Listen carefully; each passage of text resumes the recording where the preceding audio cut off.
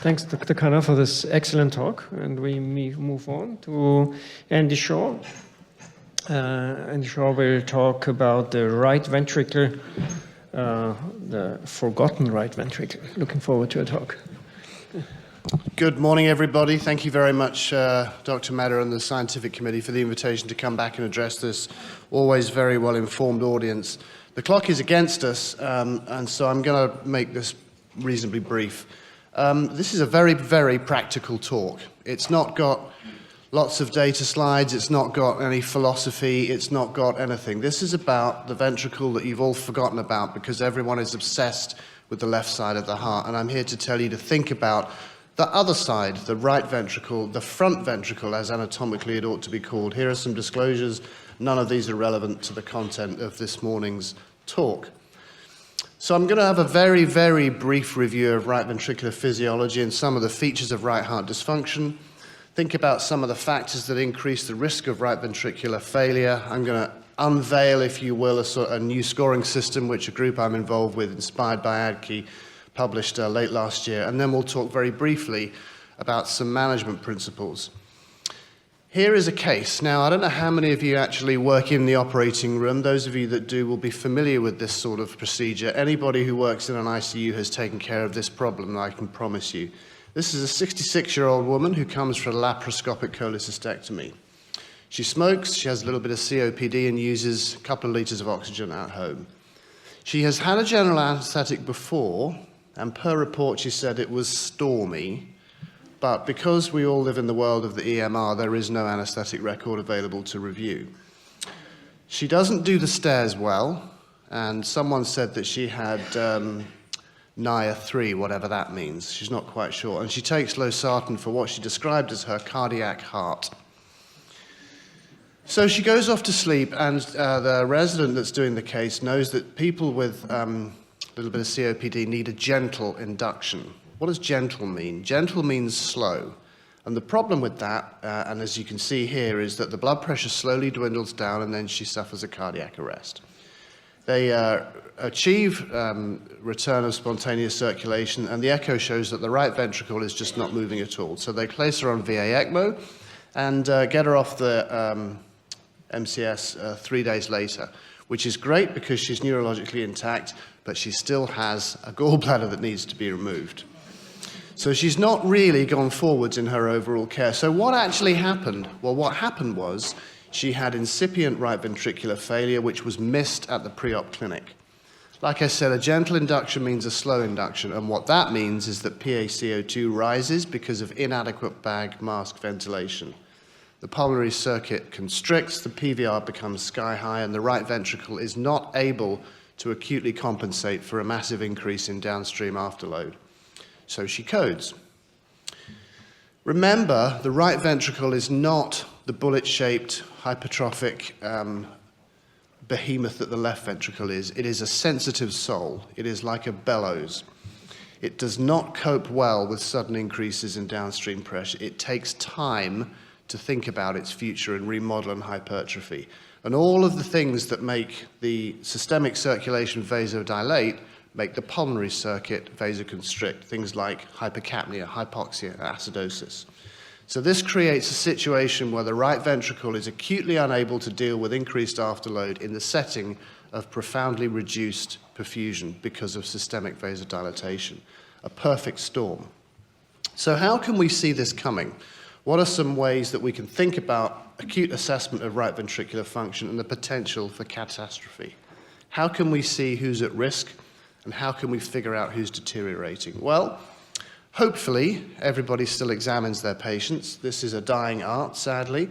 But you can look for things like elevated jugular venous pressure. You can look for peripheral edema, shortness of breath, coughing, wheezing, a loud P2. When was the last time you heard a loud P2? When was the last time you heard a P2? When was the last time you felt a right ventricle heave? Anyway, these are the things that are classically taught to look for right ventricular function. You can measure biomarkers. You can measure BNP. We think that's reasonably useful in pulmonary hypertension. You can measure troponin, again in pulmonary embolism. Bilirubin is insensitive and non-specific, and in general, therefore, most people thinking about right ventricular function might use BNP as a screening tool. There are some data that suggests either the NT-pro form or the regular form calibrate reasonably well with some form of biomarker-detected RV risk. But in truth, it's about imaging. The gold standard is probably cardiac MRI.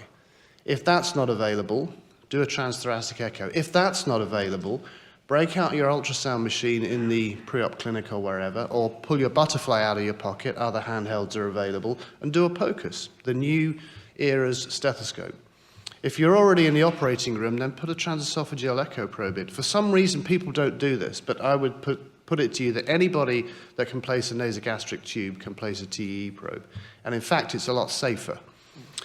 The parameter of choice is probably right ventricular ejection fraction, but nobody ever measures that, so people try and measure fractional area change instead. What does that mean? Here is a apical four-chamber view on the left and a parasternal short on the right, and hopefully you can see that the right ventricle, which is supposed to be less than 2/3 the size of the left, in this case is almost twice as big. When you see a dilated right ventricle like that, this is a big, big problem, right? There is trouble ahead, as the story goes. So the right ventricular ejection fraction, probably the parameter of choice, but not what we measure. TAPSE, tricuspid annular plane systolic excursion, which is the amount that the lateral annulus of the tricuspid valve moves down towards the apex, is very fashionable, but also very insensitive. A better estimate is the ratio of TAPSE to the pulmonary artery systolic pressure, because it provides an estimate of both contractility as well as the ability to generate a pressure, much like the PAPI, the pulmonary artery positivity index, my particular favorite parameter, because it measures the ability of the right ventricle to generate systolic pressure for any given, or a pulse pressure actually, for any given loading pressure. So there are a lot of parameters that you can think about in terms of right ventricular assessment, and I would encourage us to do so if you want to avoid getting into the sort of mess that that case happened in the first instance. Now, moving towards the POCI perioperative quality initiatives work on the right ventricle, we were inspired by this group. Those of you that spend time working in a team, leading a team, setting up a team, will probably be familiar with this book by Patrick Lencioni, which for me encapsulates the principles of high-quality, high-performance teams based around the fundamental concept that trust, conflict, and commitment and accountability are important for results. None of that's relevant for the right ventricle, except for the fact that you can think about perhaps the 5 dysfunctions of a right ventricular team. How can you think about increasingly worse right ventricular performance? Think about stage A, for example, low risk. This was published by Stephanie Abekwi in Perioperative Medicine late last year. Normal, a low-risk patient is someone who has no symptoms of RV failure. An at-risk ventricle starts to manifest by elevating its BNP.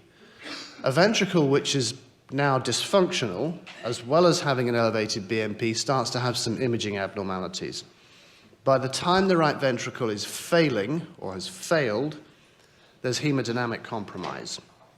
There's end organ dysfunction, there's abnormal imaging, and all of the previous markers. And by the time you're calling for the VA ECMO, then you are in frank RV shock. This is a situation best avoided. So the concept of an increasingly severe but increasingly less common situation is what we're trying to put across in this paper here, like I just said, that Stephanie and the rest of the POCI group published last year. We introduced this idea of the pirate score. It's a corny acronym, but hopefully you'll remember the picture of the pirate if you remember nothing else. And the point of this score is to try to find a way that is an easily accessible method of identifying risk, providing a stepwise increase in both intensity and complexity of testing, using parameters and tests which are at least theoretically available to most people who take care of high-risk patients. And we provide a little bit of advice about what to do. Fundamentally, you get risk points for being having various medical risk factors. There's consideration for the type of procedure that you're having, and that's multiplied by the functional status to give you an overall score. Now, the overall score, whatever. So what? What should you do? Well, we would recommend, and you can read the paper to figure out how we came to these conclusions. Under 10, Nothing. Straight to the operating room. Don't worry about it. 11 to 20, measure the BNP. If elevated, keep on imaging. If it's over 20, measure the BNP and do some imaging. So let's go back to our first case. She was 66, gets points for that. She's having a lap chole. She gets an intra-abdominal procedure. Why is that significant for the right ventricle? It's the pneumoperitoneum. She smokes. She's got some elevated pulmonary blood pressure. She's got COPD. She, quote unquote, doesn't do the stairs well, New York Heart 3. So she gets a 15 on her Pirate score, which means measure the BNP. If normal, okay, fine. Go straight to the operating room. If not, think more about it. Think about the induction. And this carries forward into the ICU and the general community as well, we would submit. Completely unvalidated at this point, but hopefully at some point will be. Last couple of minutes, let's think about, I apologize for running over a bit. Let's think about what can you do about acute right heart failure. Think about rate, rhythm, preload, contractility, and afterload, just like the left-hand side of the heart. Here is a busy slide. The salient details for the right heart are in yellow on the left. Drugs that the right heart likes, in particular, are epinephrine. Some people like dobutamine. The problem is it tends to cause a little bit of systemic hypotension, which isn't great for the RV. The right ventricle loves vasopressin, Ashish will be pleased to hear. Why is that? Because there aren't any vasopressin receptors in the pulmonary circulation, so you get increased systemic pressure, but without accompanying pulmonary vasoconstriction. We like inhaled agents in our institution. We can't afford nitric oxide, so we use a lot of inhaled epoprostenol. And that combination of epinephrine, epoprostenol, vasopressin, controlling the CO2 and keeping the oxygen saturation over 90 appears to be a pretty good combination for the right ventricle. So, please don't forget about the poor old right ventricle. It will catch you out if you're not paying attention. It is much more commonly dysfunctional than a lot of people realize. And as I said, it is a stealthy so-and-so, and it will sneak up behind you and whack you on the back of the head if you're not thinking about it. Maybe the Pirate score is a way to sort of conceptualize and think about it. And with that, here's a QR code you can learn a little bit more if you're interested about the Perioperative Quality Initiative. Thank you very much for your attention.